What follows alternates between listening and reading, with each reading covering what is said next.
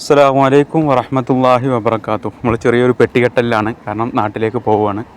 മുൻകൂട്ടി തീരുമാനിച്ചതൊന്നുമല്ല, വൈഫിന് തീരെ സുഖമില്ല, ഹോസ്പിറ്റലാണ്. അപ്പോൾ പെട്ടെന്ന് അങ്ങനെ പോകാമെന്ന് തീരുമാനിച്ചാണ്. അപ്പോൾ നമ്മളിപ്പോൾ പാക്ക് ചെയ്യുന്ന സാധനങ്ങളൊന്നും നമ്മൾ ഇന്നെടുത്തതോ അല്ല, നമ്മൾ പഴയ ഷോപ്പ് പൂട്ടുന്ന സമയത്ത് ഓഫർ കുറച്ച് സാധനങ്ങളുണ്ടായിരുന്നു. അപ്പോൾ കുട്ടികൾക്ക് സ്കൂളിലേക്ക് പോകാനുള്ള കുറച്ച് 1-2 പെൻസിലും ജോമെട്രി ബോക്സും പിന്നെ വെള്ളം, ഫുഡൊക്കെ കൊണ്ടുവന്ന് ചെറിയ ചെറിയ സാധനങ്ങളൊക്കെ അന്ന് എടുത്തു വെച്ചിരുന്നു.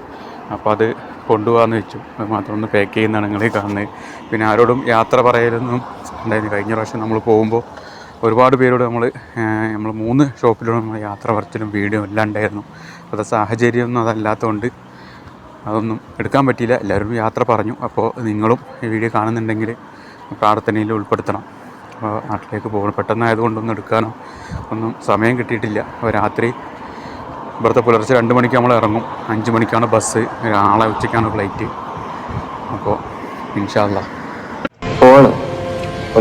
ഇന്ന് നമ്മൾ ഭയങ്കര സന്തോഷത്തിലും എല്ലാം ആയതുകൊണ്ട് നമ്മുടെ ഖലീജിലും മനാറിലും നമ്മുടെ പഴയ കടയായ ഇദ്ഹാറിലൊക്കെ എല്ലാവരോടും സന്തോഷത്തോടെ യാത്രയും കാര്യങ്ങളൊക്കെ പറഞ്ഞ് സലാം പറഞ്ഞിട്ടാണ് പോയത്. ഇപ്പോൾ നമ്മുടെ സാഹചര്യം അങ്ങനെ ആയിപ്പോയി. പിന്നെ പെട്ടെന്നുള്ള പോക്കായതുകൊണ്ട് എല്ലാവരോടും സലാം പറഞ്ഞു.